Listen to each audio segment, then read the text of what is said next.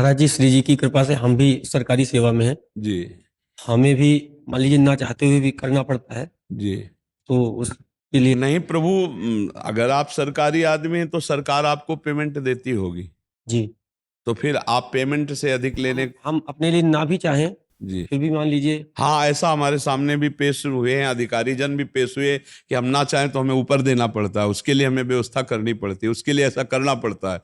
तो फिर धर्म में चलने के लिए तो कड़वा बनी जाओगे, फिर सबके लिए धर्म से चलने के लिए फिर कड़वा तो बनी जाओगे। अधर्माचरण में 100 बह रहे तो तुमको भी बहना है क्या? अगर नहीं बहना है तो फिर आप सबके लिए कड़वा भले हो जाओ, लेकिन हरि के लिए आप प्यारे हो जाओ। हरि आपको बहुत प्यार करेंगे, हरि आपको बहुत, और जिसको भगवान दुलार करते हैं उसका बाल बांका कौन कर सकता है? ये संसार नहीं, ये अधर्म का पैसा बिल्कुल ठीक नहीं है। पक्का मान लो, ये वो विष है, जब तक तुम खर्चा नहीं करोगे तब तक तो चैन, और जिस दिन तुम उसका प्रयोग शुरू कर दिए तो वो तुम्हारे परिवार में अशांति पैदा कर देगा, तुम में कोई ना कोई घटना पैदा करेगा जिससे आप दुख भोगोगे। पक्का समझ लो, आज हमारी बात लिख लो, कल आप इसका अनुभव कर लेना, क्योंकि हम शास्त्र सम्मत बात कहते, कोई मनमानी नहीं कहते। हाँ, एक बार एक अधिकारी जन आए थे, वो कुछ फल वल लाए थे, तो हाथ जोड़ के उनसे यही कहा था वीडियो पर कि आप मत लाना, आप ये वस्तु मत लाना, क्योंकि आपको जो पेमेंट मिलती है आप उससे परिवार चलाओ।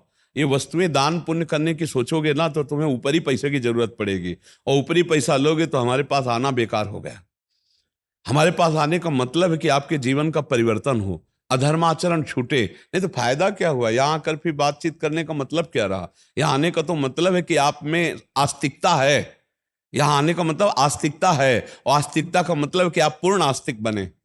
ये नहीं, घूस नहीं, ये पैसा कभी लाभ नहीं देगा। अच्छा, क्या आप पकड़े जाओगे तो क्या आपके अधिकारी आपको बचा लेंगे? नहीं, हमारे साथी तो जेल जा चुके महाराज जी। हाँ, तो यही हम बता रहे हैं। तो फिर जब हमारा भागवतिक कानून आपके ऊपर दंड देगा तो आपके अधिकारी बचाएंगे क्या? सोचो, जब ये राजकीय कानून आपके ऊपर जब पकड़े जाओगे और दंड देगा, तो आपके जो अधिकारी है ना, वो साफ ऐसे हो जाएंगे कि हम जानते भी नहीं, अच्छा आप ये करते थे। जिनको आप रिझाने के लिए, जिनकी आज्ञा पालन के लिए आप किए, वही आपसे पूछेंगे, अच्छा आप हम तो नहीं समझते थे कि आप ऐसे आदमी होगे। तब आपको लगेगा ये वही आदमी। तो ये बात समझ लो, जब यहां कानून फंसाएगा तो वो नहीं काम आएंगे, तो जब भागवतिक कानून आपके ऊपर दंड देगा तो कोई काम नहीं आएगा। इसलिए थोड़ी देर कड़वे बन जाना अच्छा है, लेकिन धर्म विरुद्ध आचरण करना। एक अधिकारी आए थे यहाँ, तो सब भगवान की कृपा से आते रहे, तो उन्होंने जब ऐसी बात की कि अब चाहे प्राण निकल जाए पर अब हम ऐसा नहीं करेंगे, तो हमका सस्पेंड हो जाओगे। बोले 3 बार हो चुके हैं, 3 बार हो चुके हैं, और कितनी बार करेंगे? नौकरी छोड़ना पड़े लेकिन हम धर्म विरुद्ध अब आचरण नहीं करेंगे।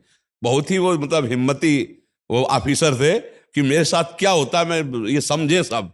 तो ये बात है कि अधर्म आचरण नहीं, घूस नहीं, दूसरे के द्वारा दिया हुआ और इसमें क्या होता है, अधिक घूस वही दे सकता है जो दोषी होगा।